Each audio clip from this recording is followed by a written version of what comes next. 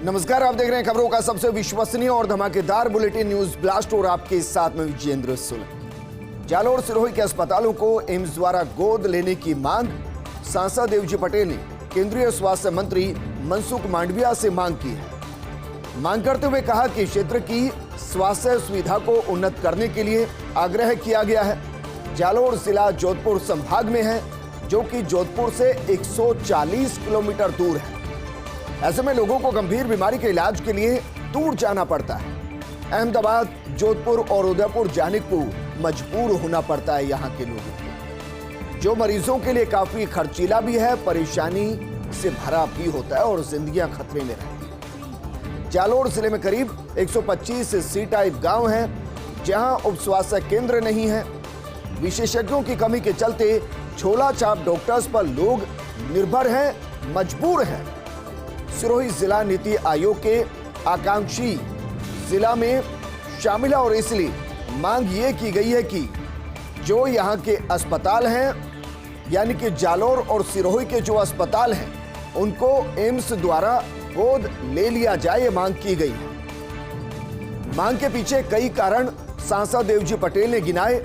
जब वो मांग कर रहे थे केंद्रीय स्वास्थ्य मंत्री मनसुख मांडविया से, उन्होंने आग्रह किया कि जालोर दरअसल जोधपुर संभाग का एक जिला है और जो यहाँ गंभीर मरीज होते हैं उनको काफी दूर इलाज के लिए जाना पड़ता है, यानी कि संभागीय अस्पताल के लिए जाना पड़ता है। ये दूरी पड़ती है लगभग 140 किलोमीटर की। ऐसे में सोचिए, जो गंभीर बीमारी के इलाज के लिए जोधपुर पहुंचते हैं, बड़ी दिक्कत होती है, खर्चीला होता है, वक्त लगता है, जिंदगियां खतरे में पड़ती हैं। अब ऐसे में जालोर सिरोही के लोगों के लिए दो ही विकल्प होते हैं, या तो झोला छाप डॉक्टर से इलाज कराए या अहमदाबाद, जोधपुर और उदयपुर वो जाएं, पैसा खर्च करें, वक्त खर्च करें, जिंदगियों को खतरे में डालें। और इसलिए मांग ये की गई है कि जालोर जिले में करीब 125 के आसपास सी टाइप गांव हैं, जहां उप स्वास्थ्य केंद्र तक नहीं है। सोचिए जरा, जहां उप स्वास्थ्य केंद्र नहीं है, वहां एक तरीके से झोला छाप डॉक्टर्स का मकड़जाल होगा और इसी वजह से लोग उस पर निर्भर होंगे। मांग की गई है कि सिरोही जिला नीति आयोग की आकांक्षी जिला में शामिल। और अब बात करते हैं फर्स्ट इंडिया की खबर, यानी कि 100% असर, 100% असर। प्रदेश में बढ़ते ओमिक्रॉन के मामलों को छिपाने से जुड़ी खबर। आखिरकार चिकित्सा विभाग ने ओमिक्रॉन मरीजों के डेटा को जारी कर दिया है। दरअसल पिछले 2 दिनों में ओमिक्रॉन के राजस्थान में 5 नए केस सामने आ चुके हैं जीनोम सीक्वेंसिंग के बाद, जिनमें ओमिक्रॉन की पुष्टि हुई। 20 दिसंबर को सीकर के एक कॉन्टैक्ट पर्सन में संक्रमण की पुष्टि की गई। वहीं साउथ अफ्रीका की पॉजिटिव फैमिली के संपर्क में यह मरीज आया था। इसके बाद राजधानी में एक बार फिर से 4 नए ओमिक्रॉन के संक्रमित मरीज सामने आए। लेकिन बढ़ते ओमिक्रॉन केस के बावजूद अधिकारियों ने रिपोर्ट को दबा कर रखा, ना आंकड़े जारी किए, ना मीडिया से रिपोर्ट को साझा किया। अधिकारियों ने ऑफिशियली ओमिक्रॉन के 17 केस पर मानो ब्रेक लगा दिया। ऐसे में जब फर्स्ट इंडिया ने प्रमुखता से आम जन से जुड़ा इस मुद्दे को उठाया, रिपोर्ट को सामने लेकर आए, ये बताया कि 17 नहीं, अब राजस्थान में 22 ओमिक्रॉन के पॉजिटिव केस हैं। तो विभाग के व्हाट्सएप ग्रुप पर जारी हुई ओमिक्रॉन की ऑफिशियल रिपोर्ट, यानी कि फर्स्ट इंडिया की खबर के बाद विभाग ने माना कि हां, राजस्थान में ओमिक्रॉन के अभी तक 17 नहीं बल्कि 22 केस सामने आ चुके हैं। लेकिन सवाल यही है कि इन आंकड़ों को छुपाया क्यों गया। लेकिन फर्स्ट इंडिया की खबर मतलब 100% असर। जैसे ही रिपोर्ट दिखाई गई, आधिकारिक तौर पर मान लिया गया कि ओमिक्रॉन के 22 केस राजस्थान में। सचिवालय से राजेंद्र छाबड़ा की रिपोर्ट, गहलोत की गूगली। 3 दिन पहले आला अफसरों की बैठक में फेंकी थी गूगली। मुख्य सचिव पद के लिए एक दावेदार सुबोध अग्रवाल को बताया अरबी घोड़ा। खान मंत्रालय में उनके अच्छे कामकाज को देखकर उन्हें अरबी घोड़ा कहा। इसके तुरंत बाद चली चर्चा सुबोध के मुख्य सचिव बनने की। लेकिन अब जानकार सूत्रों ने खुलासा किया है जानकार सूत्रों ने जो खुलासा किया उसके मुताबिक उषा शर्मा अभी भी रेस से बाहर नहीं हुई है, यानी कि अभी भी वो मुख्य सचिव की रेस में बनी हुई अभी भी हैं। उनके सीएस बनने के कम से कम 50% आसार, यानी कि 50-50 अभी भी संभावनाएं। हालांकि सीपी फैक्टर है इस मामले में एक अबूझ पहेली। वैसे सीनियर मोस्ट अफसर हैं उषा शर्मा, बावजूद इसके सीपी फैक्टर बन सकता उनके लिए एक एसेट और एक लायबिलिटी भी। अलबत्ता अपने मिजाज के मुताबिक सीपी कभी नहीं करेंगे गहलोत से अपनी रिश्तेदार उषा की सिफारिश। फिर भी ना जाने क्या सोचकर गहलोत उषा को भी बना सकते हैं अपना सीएस। यदि सचमुच हुआ ऐसा तो गहलोत और सीपी के धूप छांव वाले रिश्तों में एक नई और बड़ी घटना दर्ज हो जाएगी। इसी बीच 20 दिसंबर को दिल्ली से जयपुर आई थी उषा शर्मा। अभय कुमार और रजत कुमार मिश्र के एसीएस प्रमोशन की स्क्रीनिंग कमेटी में उन्होंने हिस्सा लिया था। हालांकि केवल 5 मिनट के लिए आई थी निरंजन आर्य के दफ्तर में भी, लेकिन उत्साह और मनोबल से लबरेज थी उषा। क्या अपने अगले दफ्तर की रैकी या कहीं कि मौका मुआयना करने के लिए उषा जयपुर आई थी। इस सारे माहौल में पीके गोयल ने भी नहीं छोड़ी अपनी उम्मीदें, क्योंकि मुंबई कनेक्शन पर गोयल को पूरा भरोसा है। इसी बीच निरंजन आर्य का उपाध्यक्ष 20 सूत्री कार्यक्रम लगभग बनना तय है।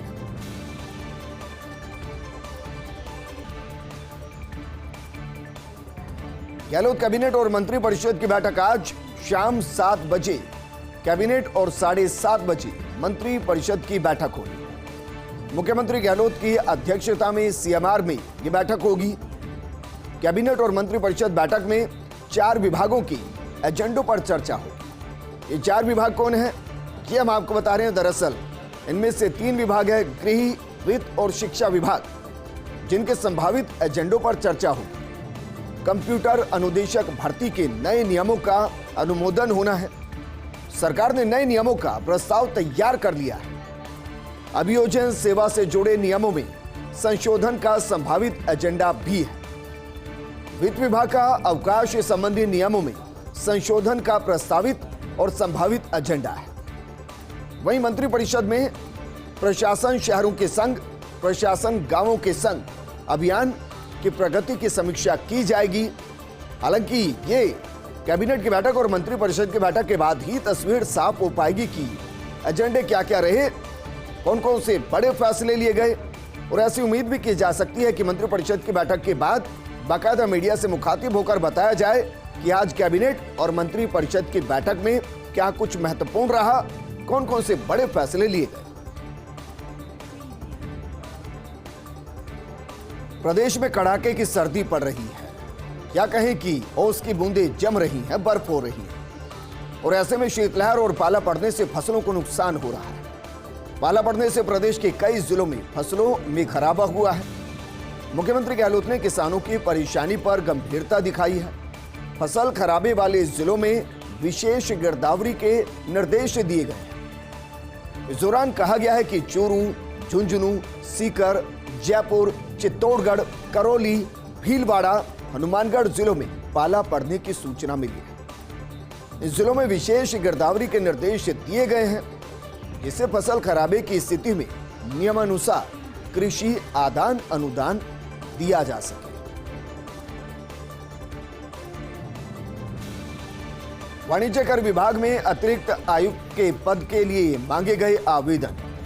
भारतीय राजस्व सेवा से प्रतिनियुक्ति पर पद भरने के लिए मांगे गए आवेदन। संयुक्त सचिव या उससे ऊपर के पद पर कार्य करने का अनुभव मांगा गया है। दरअसल सीजीएसटी में एडहोक या नियमित आधार पर काम करने का 2 साल का अनुभव मांगा गया है। शुरुआत में 1 वर्ष की होगी डेप्यूटेशन अवधि। यह अवधि बढ़ाई जा सकती है 3 सालों तक। 15 जनवरी 2022 तक आवेदन करना होगा। संयुक्त सचिव टीना डाबी ने फाइल पर अनुमोदन किया है।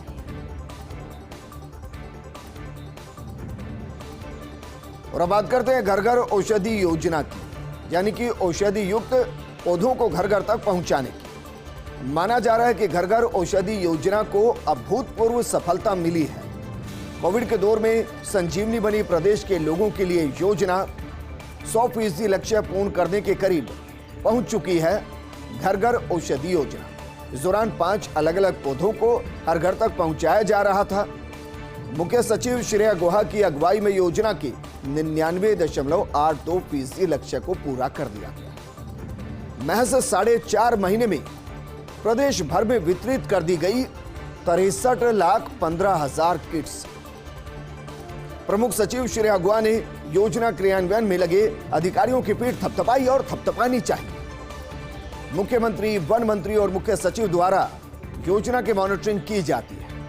PCCF HoFF doctor DN Pandey, PCCF Munish Kumar Garg, APCCF Abhijit Banerjee का योजना में अहम योगदान रहा और इन पौधों के जरिए जिंदगी को या कहें कि शरीर को स्वस्थ बनाने में एक महत्वपूर्ण भूमिका निभाई गई। और कोरोना के दौर में यह माना भी गया था कि इम्यून सिस्टम अगर आपका बेहतर है तो कोरोना से लड़ा जा सकता है। और उसी बात को ध्यान में रखकर घर घर औषधि योजना की शुरुआत की गई थी, जो अपने लक्ष्य को पूर्ण करने की तरफ कहा जा सकता है लगभग 100% लक्ष्य को पूरा किया गया। और यह वाकई में अभूतपूर्व है।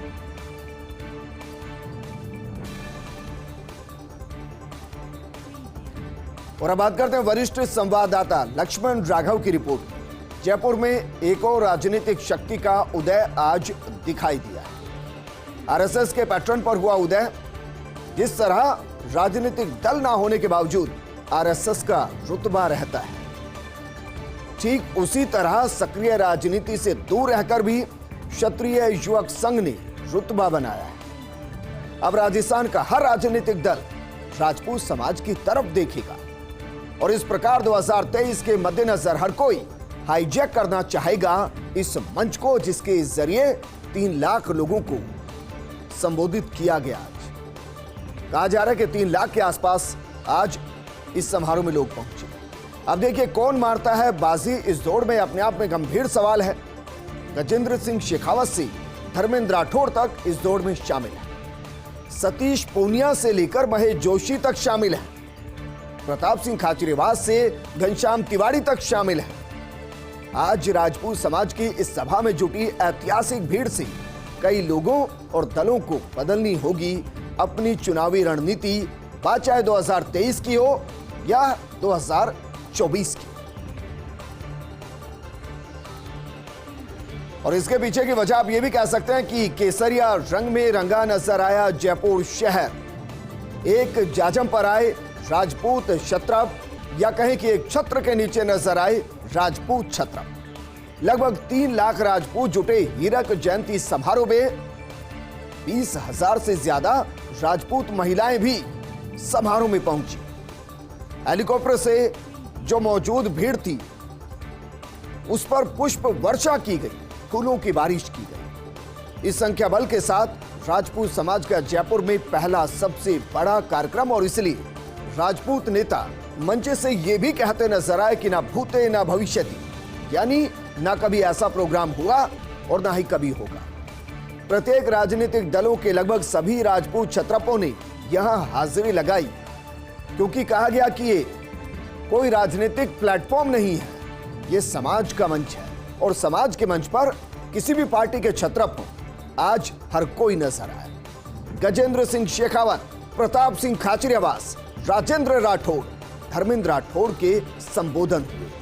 संघ संरक्षक भगवान सिंह रोल साहब सर के नेतृत्व में एक सफल और अभूतपूर्व आयोजन किया गया। लेकिन इस पूरे समारोह की रही एक खास बात यह भी, आरएसएस के अलावा अन्य समाजों के नेता भी कार्यक्रम में नजर आए। आरएसएस से रमेश अग्रवाल और हनुमान सिंह राठौड़ मंच पर मौजूद। बीजेपी और कांग्रेस दोनों दलों से जुटे अन्य समाजों के नेता भी एक्टिव नजर आए।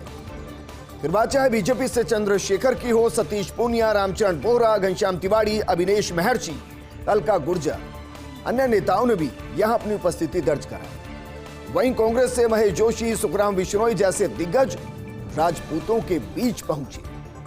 इस पूरे घटनाक्रम पर एक राजनीतिक प्रेक्षक ने टिप्पणी की और टिप्पणी करते हुए कहा कि राजपूतों का राजस्थान की 35 से 40 विधानसभा सीटों पर सीधा असर है और जयपुर की भी लगभग सभी सीटों पर निर्णायक भूमिका में है राजपूत वोट बैंक। ऐसे में किसी भी दल या समाज के नेता ने समारोह को लेकर कोई रिस्क नहीं लिया।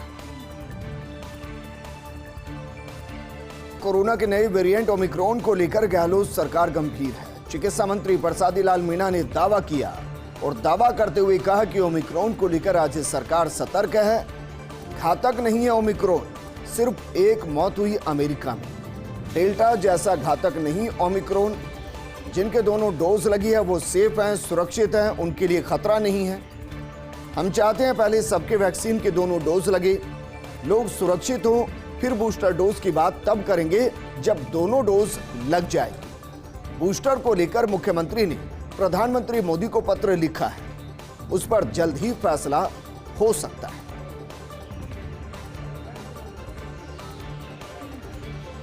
जयपुर के निजी अस्पताल में गलत ऑपरेशन से जुड़ी खबर।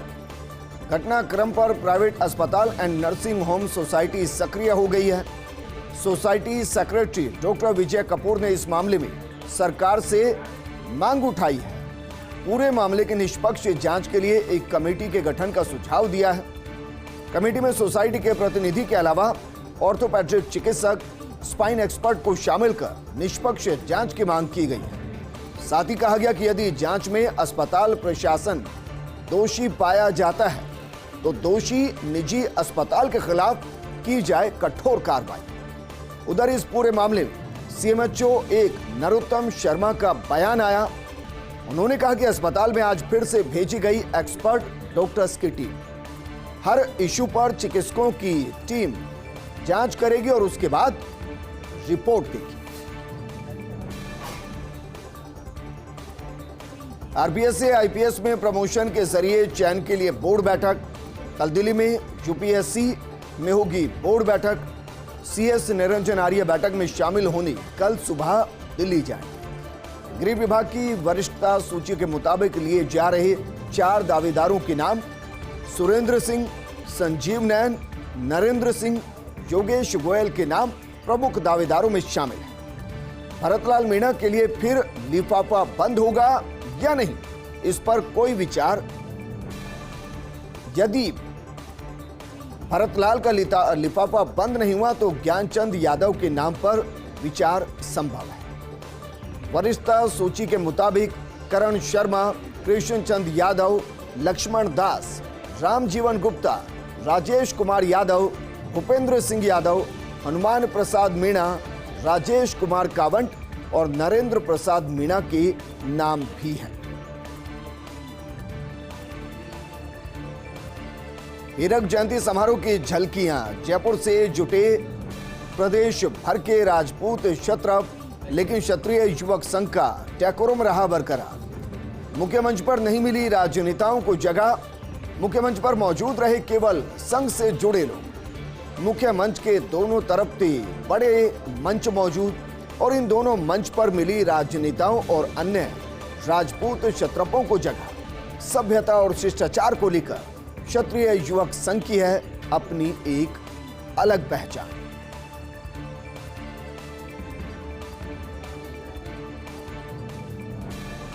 इस बुलेटिन में फिलहाल इतना ही, लेकिन आप बने रहिए फर्स्ट इंडिया न्यूज के साथ, क्योंकि खबरों का सिलसिला लगातार जारी है। नमस्कार।